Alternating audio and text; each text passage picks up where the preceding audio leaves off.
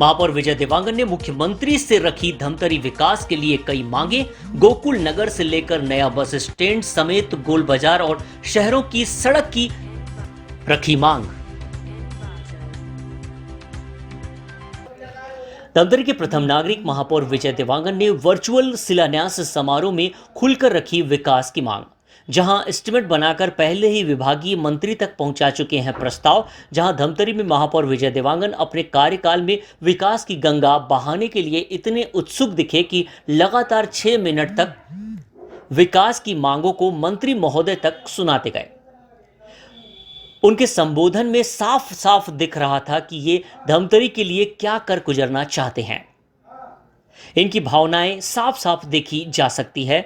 मौका था वर्चुअल शिलान्यास का, जहां मुख्यमंत्री धमतरी को 270 कार्यों के लिए 271 करोड़ की सौगात दे रहे थे, जिसमें महापौर को मौके का इंतजार था। महापौर ने बिना समय गंवाए का देखा और लगातार चौके छक्के लगाते रहे। मुख्यमंत्री ने इनके जज्बात को समझते हुए इनकी मांगों को पूरा करने की बातें अपने उद्बोधन में कही है। अब देखना यह होगा कि मांगे कब और कैसे पूरी होगी। हालांकि महापौर ने अपने तरफ से मांगों को लेकर कोई कसर नहीं छोड़ी।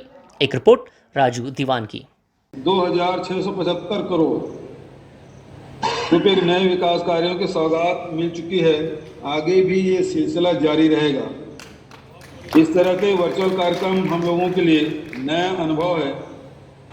कोरोना काल में एक दूसरे तक पहुंचने का एक नया रास्ता है। कहा भी गया है, जहां चाह वहां राह। कोरोना के कारण थोड़े समय के लिए प्रत्यक्ष मेल मुलाकात में भले थोड़ी कम हुई हो, डिजिटल प्लेटफॉर्म ने हमारे बीच संवाद को टूटने नहीं दिया। मैं हर रोज किसानों से, नौजवानों से, छात्रों से, महिलाओं से, बच्चों से, अधिकारी कर्मचारियों से सीधे बातचीत कर रहा हूँ। इन वर्चुअल कार्यक्रमों में उनसे हमारे कामकाज का जो फीडबैक मिलता है, उसे पूरी दुनिया लाइव देखती और सुनती है। किसी लोकतंत्र में इससे ज़्यादा पारदर्शी और सुंदर भला क्या हो सकता है। अभी कल ही गरियाबंद जिले के एक नौजवान ने कहा, पहली बार उसे लग रहा है कि प्रदेश में योजनाओं का निर्माण जमीनी स्तर पर हो रहा है। एक मुख्यमंत्री के तौर पर मेरे लिए प्रदेशवासियों के सबसे सुखद संदेश है।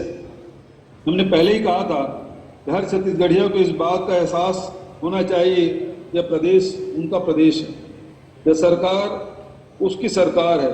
यह सुनकर संतोष होता है कि हम कामयाब हो रहे हैं। धमतरी नगर निगम में पहली बार हम लोग निर्वाचित हुए हैं और धमतरी शहर की जनता की अपेक्षाएं हम लोगों से काफी है। मैं आपसे विनम्र अपील करता हूं कि कुछ जो प्रमुख मांगे हैं उन्हें जरूर पूरा करने का मेरा निवेदन स्वीकार करेंगे। मैं आभारी रहूंगा।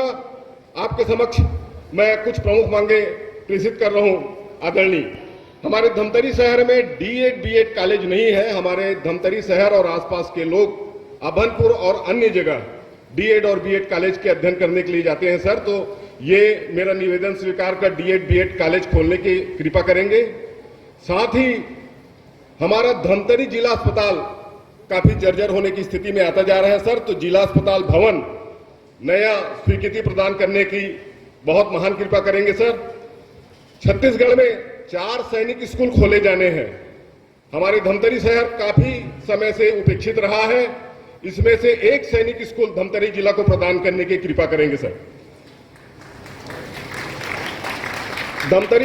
हमारे धमतरी नगर निगम की कुछ समस्याएं, प्रमुख समस्याएं आपके समक्ष मैं रखना चाहूंगा।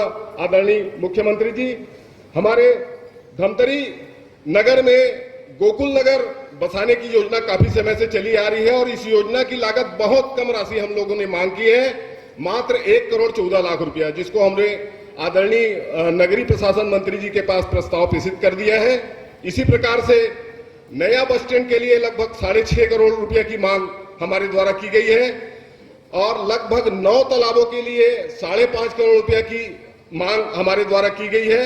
इसी प्रकार से बहुत बड़े बड़े धर्मशाला होने से गरीब और मध्यम वर्ग के परिवार उस धर्मशाला का उपयोग नहीं कर पाते हैं, उसका पैसा नहीं दे पाते हैं। इसलिए हमारे धमतरी निगम की ओर से 8 सामुदायिक भवन 5-5, 6-6 वार्ड में एक एक जगह बनाने का हमने योजना बनाई है सर। इसके लिए 5.5 करोड़ की मांग हमारे द्वारा की गई है।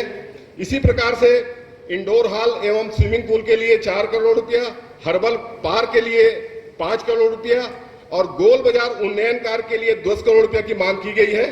ये इन योजनाओं को पूरा करने की कृपा करेंगे। इसी प्रकार से धमतरी शहर से लगे हुए, जिसको हमने पीडब्ल्यूडी में प्रस्ताव भेजा है, माननीय मंत्री आदरणीय श्री ताम्रध्वज साहू जी के पास प्रस्ताव हम भेज चुके हैं सर। धमतरी से गंगरेल मार्ग, सिहावा चौक से कुलियारी मार्ग, रत्ना बांधा चौक से मुजगहान तक का मार्ग और बिलाई माता मंदिर से गोकुलपुर चौक तक का मार्ग, इसका प्रस्ताव हमने भेज चुका है सर। बहुत जरूरी मांग है, इस पर भी ध्यान आकृष्ट कराना चाहूंगा सर और इसकी भी स्वीकृति प्रदान करने की कृपा करेंगे सर।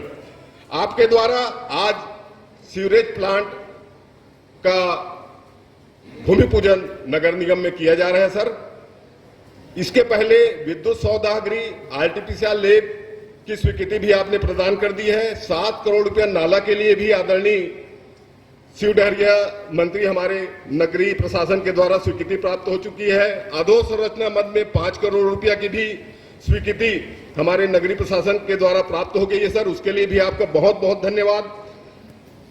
आपके द्वारा शहरी स्लम स्वास्थ्य योजना हमारे धमतरी शहर में भी लागू है और इसके अंतर्गत 2 मोबाइल वैन हमें प्राप्त हुई है और इस योजना से हमारे शहर के बहुत सारे लोग की बहुत सुविधाएं मिल रही है और बहुत लाभ हमारे शहर के लोग उठा रहे हैं सर। इसके लिए भी बहुत बहुत धन्यवाद। आपके द्वारा पौनी पसारी योजना भी हमें प्राप्त हुई है और लगभग यह निर्माण कार्य पूरा होने की स्थिति में है। आने वाले समय में आपके द्वारा जो निर्देश प्राप्त हुआ है उसके अंतर्गत हम इसका आवंटन भी करने जा रहे हैं।